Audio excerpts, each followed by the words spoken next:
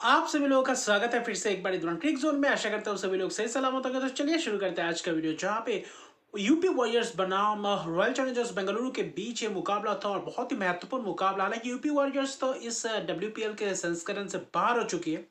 वो खेल रहे थे अपने साख की लड़ाई के लिए, लखनऊ में आखिरी अपना होम मैच खेल रहे थे और अपने इस सीजन का आखिरी मुकाबला था यूपी वॉरियर्स का। जबकि रॉयल चैलेंजर्स बेंगलुरु के पास एक और मुकाबला है, लेकिन यह मुकाबला उतना ज्यादा जरूरी था कि यहाँ पे अगर मैच आ रहे तो इस टूर्नामेंट से आप बाहर हो जाते हैं। तो इसलिए रॉयल चैलेंजर्स बेंगलुरु के लिए लगभग डू और डाई मुकाबला था। टॉस जीता, गेंदबाजी करने का फैसला।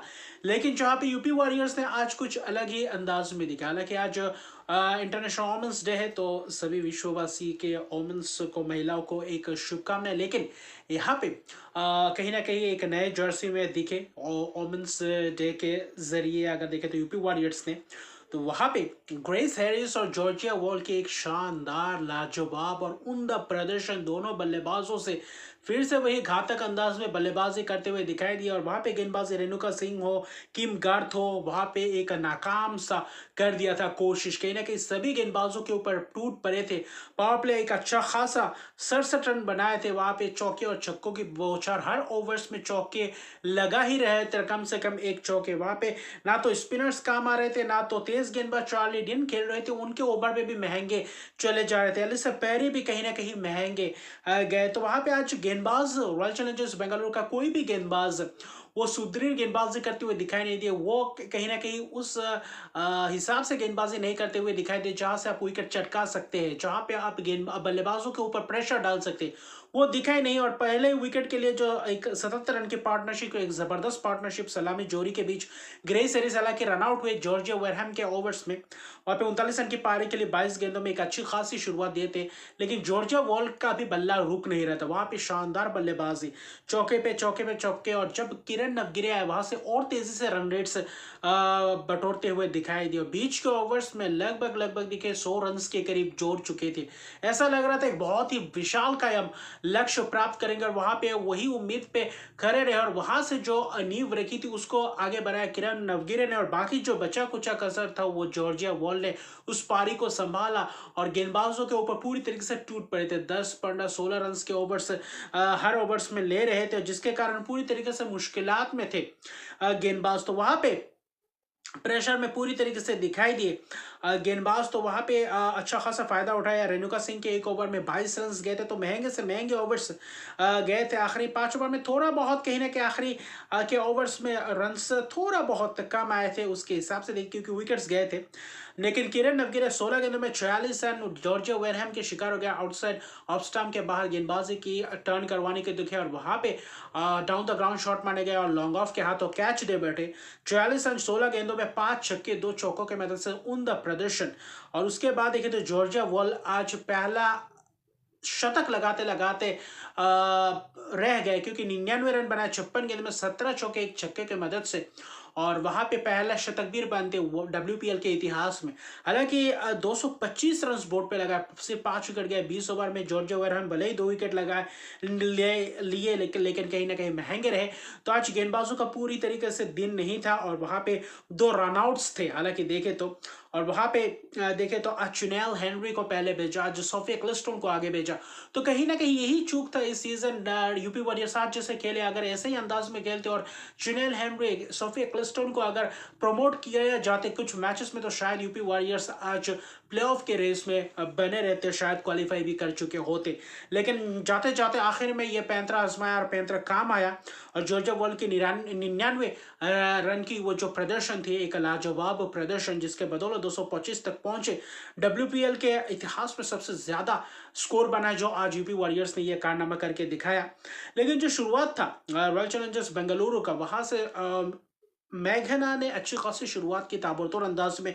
फिर से वही कप्तान से उम्मीदें थी, क्योंकि 226 रन का एक हिस्टोरिक चेज डब्ल्यूपीएल के इतिहास में, वो जो सबसे ज्यादा रन्स बनाए, तो उसका पीछा करते हुए, क्योंकि पीछे में ऐसा था कि अच्छे खासे रन्स बटोर सकते थे, ये टोटल भी अचीवेबल था अगर शुरुआत अच्छा खासा करते। हालांकि पावर प्ले को अच्छी तरीके से बुनाया और पावर प्ले में 70 रन जोड़े, वहां पे एक अच्छी खासी पहल थी।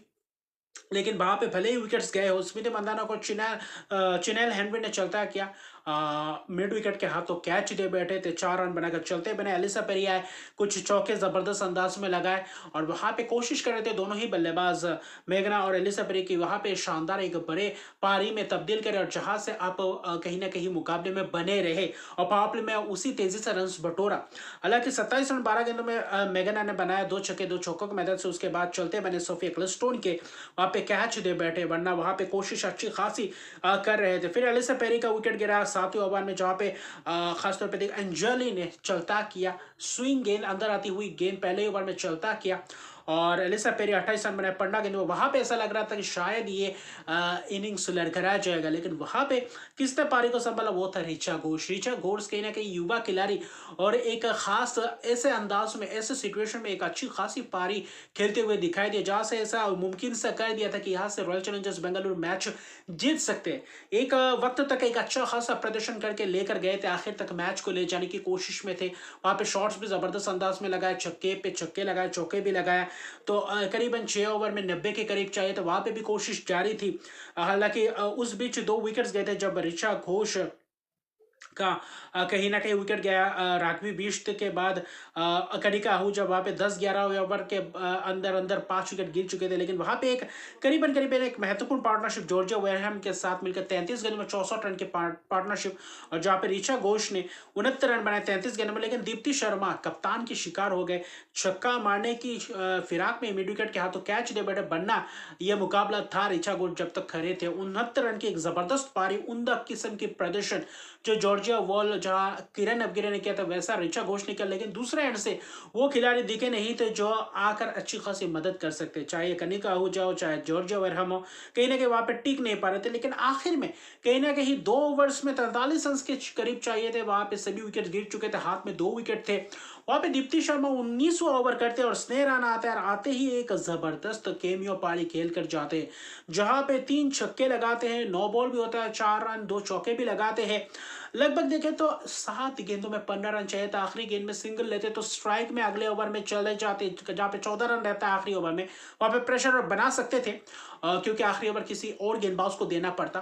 लेकिन स्नेह राणा ने वही छक्का मारने की कोशिश में स्क्वायर लेके डीप मिड विकेट के हाथों कैच दे बैठा, अगर वो विकेट नहीं चाहता तो शायद स्नेह राणा आखिरी ओवर में खेलते तो कहीं ना कहीं थोड़ा बहुत चांसेस रहता, और आखिर में बस किम गार्थी मौजूद थे और रेणुका सिंह उतने बल्लेबाजी के लिए जाने नहीं जाते और आखिर में रनआउट का शिकार हो गए। 3 गेंद बाकी था और 213 रन पे ऑल आउट हो गया। हालांकि 6 गेंदों में 26 रन की एक जबरदस्त स्ट्राइक किया, जहां जबरदस्त पावरफुल पारी स्नेह राणा ने मैच को पलटने वाला ये एक पारी खेल के गया। हालांकि आखिरी ओवर में वही छक्के मारने की फिर चूंकि एक अच्छी खासी कोशिश थी, अगर वो छक्का लगता तो शायद आखिरी ओवर में 9 रन चाहिए होता तो मुमकिन थोड़ा और पास आते, लेकिन वहां पे सिंगल्स भी लेते तो शायद अगले ओवर में मौका था कि वो अगर एक आध छक्का लगाते तो कहीं ना कहीं इस मैच को भी जीतने के करीब पहुंचते। हालांकि वही अगर टॉप ऑर्डर के बल्लेबाज मेघना और एलिसा पेरी को छोड़ दे, छोटे छोटे पर अगर कोई एक अगर टॉप ऑर्डर के 4 बल्लेबाजों में से कोई एक बल्लेबाज अगर कहीं ना कहीं 10-15वें ओवर तक टिक जाता तो कहीं ना कहीं रॉयल चैलेंजर्स बेंगलुरु के लिए मौका था कि यहाँ पे मैच जीत कर कहीं ना कहीं क्वालिफाइंग रेस में अभी भी जीवित रहते। लेकिन सिर्फ 12 रन से हार, 225 रन की एक ऐतिहासिक स्कोर बनाया, सबसे हाईएस्ट स्कोर WPL के इतिहास में, और सबसे महंगे ओवर दीप्ति शर्मा का 28 रन एक ओवर में WPL के इतिहास में। तो लेकिन फिर भी जीत हासिल की। सोफिया क्लिस्टोन की 3 विकेट 4 ओवर में 25 रन किफायती स्पेल, 2 विकेट। चेन्नई हेनरी अच्छी खासी कोशिश, और दीप्ति शर्मा ने भी 3 विकेट चटके, लेकिन वो आखिरी विकेट, आखिरी ओवर का आखिरी स्पेल का आखिरी गेंद वो कहीं ना कहीं महत्वपूर्ण था। स्नेह राणा को विकेट अगर वहां पे छक्का या चौका खा जाते तो शायद यूपी वॉरियर्स इस मैच को भी कहीं ना कहीं जीत के कगार पे आते आते हार का सामना करना पड़ता, और कहीं ना कहीं वही विकेट रॉयल चैलेंजर्स बेंगलुरु के लिए जो थोड़ा बहुत आशा जगाया था उसको कहीं ना कहीं दरकिनार कर दिया। दीप्ति शर्मा ने वो विकेट चटका कर और एक अच्छी खासी टक्कर देखने को मिली, एक दिलचस्प मुकाबला देखने को मिला। लेकिन WPL के इस तीसरे संस्करण में royal Challengers Bengaluru defending champion बाहर होते हुए दिखाई दिया। अभी भी एक मुकाबला बाकी है, लेकिन वो बस औपचारिकता ही रहेगा क्योंकि यूपी वॉरियर्स 12 रन के साथ ये जीता और अब उनका का कैंपेन खत्म किया है। अभी फिलहाल पांचवें पायदान पे बॉटम ऑफ द टेबल पे है defending champion royal Challengers Bengaluru. आखिरी मुकाबला जीतते हैं तो कहीं ना कहीं चौथे नंबर पे फिनिश करेंगे। अगर वहां पे मुंबई इंडियंस के खिलाफ हारते हैं तो कहीं ना कहीं बॉटम ऑफ द टेबल पे ही फिनिश करना पड़ेगा। तो अभी के लिए इतना ही, क्योंकि मुकाबला जबरदस्त और रोमांचक बना रहा। 12 रन से आखिर में जीत हासिल की, एक कांटेदार मुकाबला देखने को मिला। तो अभी के लिए इतना ही। मेरे चैनल को सब्सक्राइब नहीं करते मेरे चैनल को सब्सक्राइब कर दीजिए, लाइक शेयर कमेंट जरूर कीजिए। तब तक के लिए गुड बाय।